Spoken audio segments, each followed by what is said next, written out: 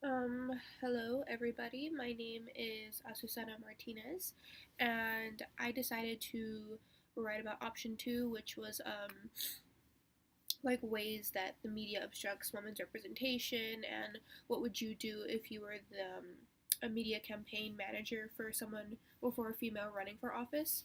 So I chose that one because as a major, I'm studying journalism and mass communication, and I'm minoring in political science as well as Spanish.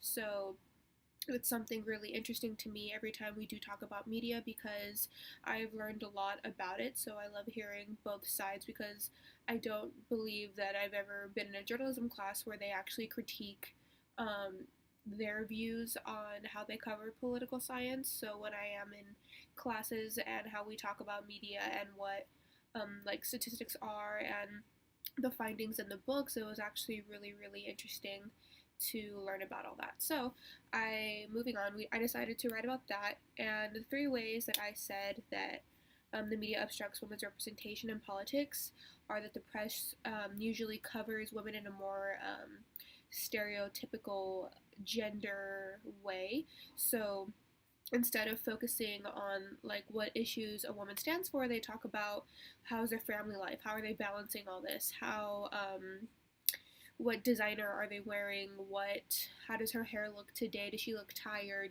just things like that. And then I also found that women in general are less covered in news headlines, so I thought that was like increasingly interesting because um, as journalists we're supposed to cover both sides like equally no matter what's going on. And if we write a positive story about one elector, then we have to write a positive story about the other one. So that was like a really interesting find in the Fridkin and Kenny book. And the third one, I said the substance of what the media is covering about women are disconnected from the woman's actual message. And they actually do this for men and women, but for women alike, they do talk about like strong issues and competitive issues, but what tends to come to light more are like the softer communal issues that traditionally like women politicians fight for and talk about. So obviously my favorite part was talking about the media campaign manager and what I would tell her to do, like the advice that I would give her is to um, one, completely forget about the double bind idea because I think that it's ridiculous and sexist and I hate that it even exists. But since we do live in that time where that's like a real ideology that people have, um, I feel like the only way to combat it is to not give it any attention because the more attention you give it, the more power you're giving it.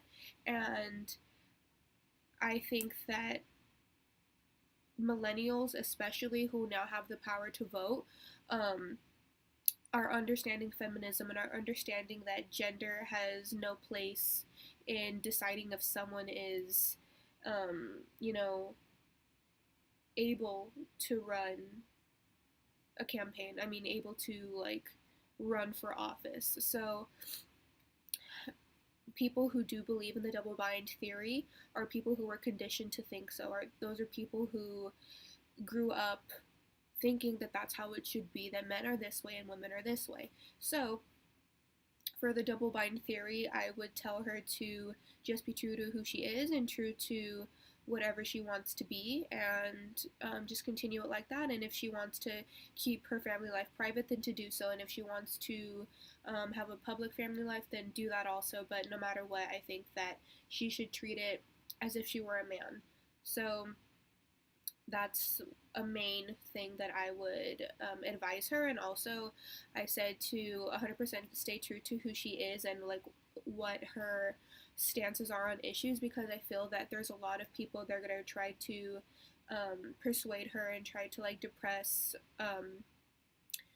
some of her opinions. And I think that, you know, when a woman does finally emerge from the candidate emergence stage, that's already a big deal and she is driven and she's ready to run and she is like ready to go, and I want her to keep up that energy throughout the entire election because it will be very wearing and it's going to be exhausting, but I think that when people see how passionate she really is and see that she is ready to, take it all on. I think that that's really admirable, and I think that most people want a strong leader, and people associate strong with masculinity, and that's just not the case anymore. So I think that if she stays that way, people will see that she is a strong leader, and she's going to be able to handle, whatever comes with being in office. And lastly, I said that, let me see, I'm going back through my essay here.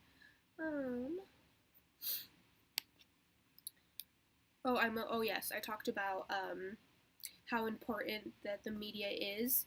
Um, Even though it can be frustrating, the media is very important because it's what people see, and those people can be young girls also.